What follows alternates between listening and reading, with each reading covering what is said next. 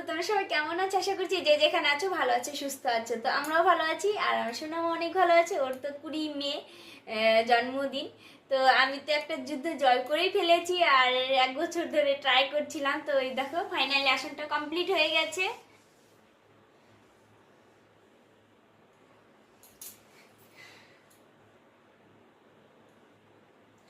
তো আসনটা কেমন লাগছে অবশ্যই কমেন্ট করে জানিও। এখন খুবই সুন্দর লাগছে।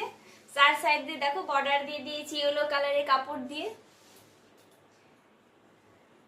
এখন ওর তো পরশুদিন বার্থডে, তো বসে ওকে খাওয়াতে পারবো।